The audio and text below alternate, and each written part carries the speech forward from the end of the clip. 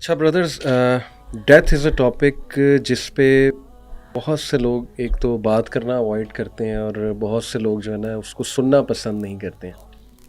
تو is that really that scary? کیونکہ حدیث میرے سامنے نبی اکرم صلی اللہ علیہ وسلم نے فرمایا، ترمذی کی حدیث ہے کہ remember often the destroyer of pleasures, یعنی کہ ڈیتھ. تو یہاں تلقین کی جا رہی کہ اس کو زیادہ سے زیادہ یاد کیا کرو، تذکرہ کیا کرو. لیکن آپ دیکھ لیں کہ یوزلی اس پہ کتنے ہمیں پوڈ کاسٹ یا کتنا مٹیریل ہمیں ملے گا تو نہ ہونے کے برابر ہے. تو ایسا کیا ہے اس ٹاپک میں؟ What do you think? Is that really very scary? اصل میں میرے خیال سے حدیث کا جو مفہوم ہے آبویس ہے کہ ڈسٹرائر آف پلیجرز ہے. تو اس کا مطلب یہ ہے کہ یہ ٹاپک اٹ سیلف اتنا ویلکم نہیں ہے. آپ باقی ٹاپکس دیکھ لیں، سائنس آف دی آور، حالانکہ وہ آخرہ سے ریلیٹڈ ہے، لیکن وہ اس کی نوعیت مختلف ہو جاتی ہے. ڈیتھ ایک اس طرح کی ریالٹی ہے جو کہ مسلم نان مسلم کوئی بھی ڈینائی نہیں کرتا. انیویٹیبل ریالٹی ہے، اور اس انیویٹیبل ریالٹی کی سب سے خوفناک بات یہ ہے کہ یہ کسی کو نہیں پتا کہ یہ کب آئے گی. سو مے بی یہ ایک وجہ ہے کہ دس از اے ٹاپک جو کہ اتنا ویلکم نہیں کیا جاتا. اسی لیے نبی کریم صلی اللہ علیہ وسلم نے کہا کہ لذات کو توڑنے والی چیز کو کثرت سے یاد کیا کرو. مغیرہ، آپ کو کیا لگتا ہے سائیکولوجیکلی اسپیکنگ کیا اس میں حکمت ہے اس حدیث میں کہ یاد کرو زیادہ سے زیادہ؟ بسم اللہ الرحمن الرحیم. اچھا، اس میں مجھے لگتا ہے یہ کہ جو بنیادی وجہ جس کی وجہ سے لوگوں کو خوف آتا ہے نا موت کا، بنیادی طور پہ دو چیزیں ہیں، بلکہ تین چیزیں کر لیں.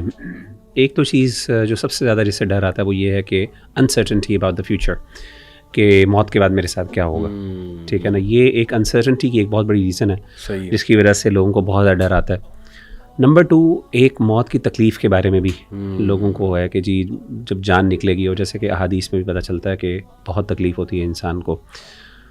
اور تیسری چیز یہ ہے کہ اپنے گھر والوں کو چھوڑنا، یہ بھی ایک بہت بڑا کنسرن ہوتا ہے، اسپیشلی جب آپ کے بہت زیادہ اچھے سوشل ریلیشنز ہوں، آپ کی فیملی کے ساتھ آپ کے ٹائز بہت اسٹرانگ ہوں، محبت ہو آپ کو اپنی فیملی سے، بچے ہوں آپ کے اور ماں باپ ہوں، اور خاص طور پہ ایسے بچے جو ابھی ایسی عمر میں ہیں جو ابھی دوسروں پہ، یہ ایسے بچے جو آپ پہ ڈیپینڈنٹ ہے فار ایگزامپل. تو میں سمجھتا ہوں کہ یہ تین بڑی وجہ ہیں جس کی وجہ سے انسان کو موت جو ہے نا وہ بری لگتی ہے. اور میں سمجھتا ہوں کہ جیسے آپ نے بات کی کہ سائیکولوجیکلی اگر آپ دیکھیں احادیث کو اور مسلمانوں کے حوالے سے آگے بھی ہم بات کریں گے، تو یہ تینوں چیزوں کے بارے میں ہمارا دین ہمیں ایشورنس دیتا ہے ایک مسلمان کو، ایٹ لیسٹ ایک مومن کو، کہ آپ کو اس پہ ڈرنے کی ضرورت نہیں ہے، اور اللہ تعالیٰ can take care of these three things انشاءاللہ. تو ہم انشاءاللہ اس پہ ڈسکشن مزید بھی کر سکتے ہیں. زبردست. میں آپ کو بتاؤں کہ میرا ایکسپیرینس ہے کہ کچھ بھائی میرے پاس کاؤنسلنگ وغیرہ کے لیے آتے رہتے ہیں، تو میں نے نا یہ اسٹریٹجی لگائی کہ ان کے مسائل سارے سنے، اور بڑے مسائل تھے، ایسا نہیں ہے کہ چھوٹے مسائل تھے، لیکن نا میں نے ویسے ہی ایک تجربہ کیا. میں نے ان کا یار کیپنگ دیز ایشوز اسائڈ، ابھی اگر آپ مر جاتے ہیں تو کیا اس سے بڑا کوئی آپ کی زندگی میں حادثہ یا اس سے بڑا کوئی المیہ ہو سکتا ہے؟ تو ایک دم نا میرا چہرہ دیکھنے لگ گئے کہ جیسے میں نے کوئی بہت ہی آؤٹ آف دا باکس بات کر دی. میں نے کہا نہیں، سوچیں تو صحیح. تو ایک تو یہ ٹیکنیک میں بھی لگاتا ہوں جب میں اپنے زندگی کے، ہر ایک کی زندگی میں ایشوز ہوتے ہیں، مسائل کو دیکھتا ہوں، پرابلمس کو دیکھتا ہوں، تو بندہ ڈپریس ہو جاتا ہے، ذرا شیطان بھی حاوی ہونے کی کوشش کرتا ہے کہ جی اس کو زیادہ ڈپریس کیا جائے. لیکن اس مومنٹ پہ میں کیا کرتا ہوں کہ میں یہ سوچتا ہوں کہ یار keeping every thing aside, what if I dye right now. یقین کریں وہ پرابلمس اتنے سے بن جاتی کہ یار یہ تو کچھ بھی نہیں ہے، کچھ بھی نہیں ہے اصل میں.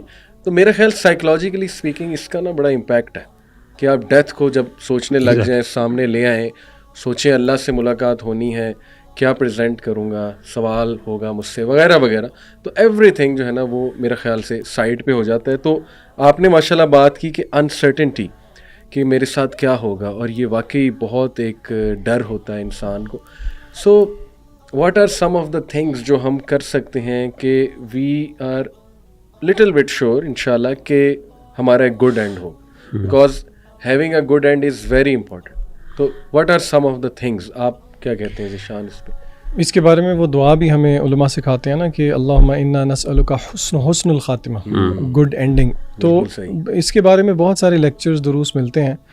دو باتیں جو میرے اس وقت ذہن میں ہیں وہ میں آپ کے سامنے رکھوں گا کہ ون آف دا تھنگز جو کہ انسان کو حسن خاتمہ دیتی ہیں وہ یہ ہے کہ انسان کی پرائیویسی، انسان کی خلوت جو ہے وہ اللہ تعالیٰ کے ساتھ کیسی ہے. جس کی خلوت اللہ تعالیٰ کے ساتھ اچھی ہوئی جس کی خلوت میں گناہ نہ ہوئے تو علماء کہتے ہیں یہ اس بات کی نشانی ہے کہ اللہ تعالیٰ آپ کو حسن خاتمہ دے گا. نمبر 2، ہم سعودیہ گئے تھے عمرہ کرنے کے لیے، تو وہاں پہ آپ کو پتہ ہے سعودیہ کے اندر جب فوتگی ہوتی ہے کسی گھر میں تو وہاں پہ یہ سلسلہ نہیں ہے کہ گھر والے خود کو غسل دیتے ہیں، بلکہ وہ سینٹرز بنے ہوتے ہیں جہاں پہ وہ غسل دیتے ہیں. تو وہاں پہ ہم وزٹ کرنے گئے تو ان سے ہم نے پوچھا، جو یہ 2018 میں جی اکٹھے ہی تھے، تو آپ کو یاد ہوگا ہم نے ان سے پوچھا تھا کہ آپ کا ڈیلی کا یہ روٹین ہے کہ آپ میت کو غسل دیتے ہیں سارا، تو آپ بتائیں کہ گڈ اینڈنگ کے سائنس کیا ہیں. تو مجھے آج بھی یاد ہے کہ انہوں نے 2 باتیں بتائی تھیں، اور وہی میرا دوسرا اور تیسرا پوائنٹ ہوگا. انہوں نے کہا تھا کہ ہم نے دیکھا ہے کہ جو لوگ والدین کی خدمت گزار تھے، بر الوالدین میں آگے تھے، ان کو ہم نے، یعنی کہ وہ ہم نے ان سے پوچھا یہ تھا نا کہ آپ نے کسی کو اسمائل کرتے ہوئے یا بشاشت کرتے ہوئے، تو انہوں نے اس پہ کہا تھا کہ جو جن کے والدین نے بہت تعریف کی کہ یہ بہت زیادہ خدمت گزار تھے. اور دوسرا انہوں نے کہا تھا جو فجر کی نماز کے مسجد میں بہت پابند تھے، یعنی کہ نمازوں کو لے کے. تو یہ 3 پوائنٹس جو ہے نا، یہ بہت زیادہ میں بھی یاد رکھتا ہوں کہ اپنی جو پرائیویسی ہے وہ کیسی ہو، والدین کے ساتھ حسن سلوک ہو، بلکہ ایک بیونڈ نیکسٹ لیول بر الوالدین جو کہ. اور نمبر 3 نمازوں کی پابندی، خاص طور پہ فجر کی نماز کی پابندی، کیونکہ فجر کی نماز کی سنتوں کے بارے میں یہ آ گیا کہ اس کی سنتیں دنیا اور ما فیہا جو اس میں ہیں اس سے بہتر ہیں. تو پھر ایک بندہ مومن کے لیے فجر کی نماز با جماعت سے زیادہ پرائزڈ کوئی چیز نہیں ہونی چاہیے. زبردست، بہت بہترین، ٹو دا پوائنٹ 3 پوائنٹس. حدیث کی روشنی میں برو آپ کیا؟ جی میں اس حوالے سے ایک حدیث ذکر کرنا چاہتا ہوں کہ نبی صلی اللہ علیہ وآلہ وسلم نے فرمایا کہ انما الاعمال بالخواتیم، کہ اعمال کا جو دار و مدار ہے وہ خاتمے پر ہے، اینڈنگز پر ہے. صحیح.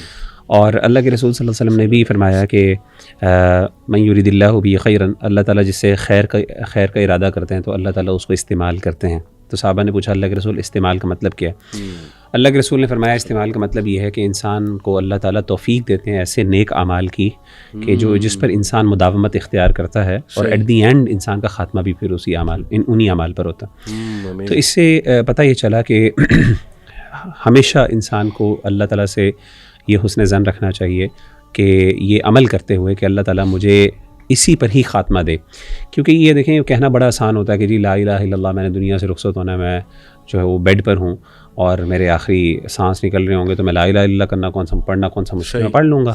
ایسا اصل میں یہ نصیب کی بات نہیں ہوتی، صرف اس پہ محنت بھی ہوتی ہے، اس میں محنت ہوتی ہے، اس میں مداومت ہوتی ہے. آپ نے پوری زندگی جس بندے کی زبان کے اوپر ہمیشہ سے لا الہ الا اللہ کے کلمات چلتے ہوں، ہاں وہ مشکل حالات کے اندر بھی اس کی زبان سے جملے نکلتے ہیں. آپ خود دیکھیں کہ جب انسان کسی بات کرنے کا عادی ہوتا ہے، جیسے فار ایگزامپل ہم دیکھتے ہیں اللہ معاف کرے ایف ورڈ ہے یا ایس ورڈ ہے، کوئی بھی انسان کو ہاتھ لگتی ہے، کوئی چوٹ لگتی ہے، فوراً انسان کے منہ سے یعنی انکانشیسلی وہ ورڈز نکلتے ہیں. اور اس کے مد مقابل اگر انسان کے منہ سے لا الہ الا اللہ یا بسم اللہ یا حسبنا اللہ یا اس طرح کے ورڈز نکل جائیں اور اسی پر انسان کی موت ہو جائے، تو اس سے بڑی خیر کی بات کیا ہو سکتی ہے. اب یہ چیز انکانشیسلی اور انسان اپنے آپ کو اس پہ ٹرین کر سکتا ہے، لیکن اس کے لیے آپ کو اپنی لائف سٹائل تھوڑی سی چینج کرنی پڑے گی. ان اے سینس ظاہر ہے آپ کو ہر مومنٹ کے اوپر اپنے آپ کو شروع میں فورسفلی اس چیز کا کرنا پڑے گا، اور زبان پہ آپ کو ایک چیز کے جو ہے نا وہ جسے کہتے ہیں نا تکرار کرنی ہوگی، ریپیٹیشن لانی پڑے گی تاکہ وہ آپ کے لیے آپ اس سے یعنی اکسٹمڈ ہو سکیں. وہ بندہ جو ذکر بہت زیادہ، تو خلاصہ یہ ہے کہ جو بندہ اذکار بہت زیادہ کرتا ہے پرائمرلی، ہم اس سے ایکسپیکٹ کر سکتے ہیں کہ اس کا خاتمہ انشاءاللہ اشہد ان لا الہ الا اللہ یا لا الہ الا اللہ پر ہوگا، اور جس کا خاتمہ اس پر ہو گیا وہ جنتی. ٹھیک ہے. تو ایک تو یہ چیز میں دوسری چیز میں یہ علی بھائی کہوں گا کہ ایک چیز علماء بہت ذکر کرتے ہیں، وہ یہ کہتے ہیں کہ اللہ کے بارے میں حسن ظن ضرور رکھنا چاہیے. اصل میں جب انسان تکلیف پر ہوتا ہے نا، ایٹ دی اینڈ اکثر کوئی بیماری ہوتی ہے، کوئی پریشانی ہوتی ہے، مثلا اللہ معاف کرے کوئی کینسر ہو گیا، کوئی ایسی مسئلے ہو گئے، تو اس وقت شیطان جو ہے وہ بہت زیادہ فائدہ اٹھاتا ہے. آپ دیکھیں کہ برسیسا کا جو واقعہ ہے فار ایگزامپل، اس کے اندر بھی دیکھیں ایٹ دی اینڈ شیطان نے بڑا فائدہ اٹھایا، اس کو ہوپلیس اللہ سے نا امید کر دیا. اسی طریقے سے اللہ معاف کرے جو لوگ بیچارے کینسر سے لڑ رہے ہوتے ہیں، وہ تکلیف جو کیمو کی تکلیف ہوتی ہے اور بھی بہت سی چیزوں کی تکلیف ہوتی ہے، تو ایک وقت آتا ہے کہ وہ اللہ تعالیٰ سے بدظن ہو جاتے ہیں. اسی طریقے سے جو اولڈ ہومز میں ہوتے ہیں، تو ایسے موقعوں پر علماء کہتے ہیں کہ آخری دنوں میں جب انسان دنیا سے رخصت ہو رہا اس وقت اللہ کی رحمت پر امید اور اللہ پر ایمان اور تقوی جو ہوتا ہے نا، یہ انسان کو بہت بڑی کامیابی عطا کرتا ہے. لیکن یہ بڑا مشکل ہوتا ہے اس وقت پہ. ظاہر ہے انسان بڑا ڈی موٹیویٹڈ ہوتا ہے، پین ہوتا ہے، انسان نے پتہ نہیں کتنی دعائیں کرتا ہے اللہ کے سامنے کہ اللہ مجھے اس تکلیف سے نجات دے دے, لیکن حقیقت میں اس کی موت اس میں لکھی ہوتی ہے, بالکل اور موت تو انسان کے اختیار میں نہیں, موت اللہ نے جو فیصلہ کیا ہوا ہے وہ آگے پیچھے نہیں ہو سکتی. تو حسن ظن علماء کہتے ہیں ون آف دی اسباب, ون آف دی کازز کے جس کے تھرو آپ انشاءاللہ حسن خاتمہ کر سکتے ہیں. وہ کہتے ہیں اللہ پر حسن ظن رکھیں, اور اس بارے میں حدیث بھی ہے, انا عند ظن عبدی بھی, میں اپنے بندے کے ظن کے معاملہ کے مطابق اس سے ڈیل کرتا ہوں. تو اچھا حسن ظن کرے گا تو اللہ اس کے ساتھ اچھا معاملہ. ماشاءاللہ, یعنی کہ the way you live that will define your last moments, کیونکہ لاجیکلی اسپیکنگ دیکھیں anything which occupies your heart most of the time وہی چیز ہی آتی ہے نا, انکانشیس تکلیف میں سامنے آئے گی آپ کی تکلیف میں.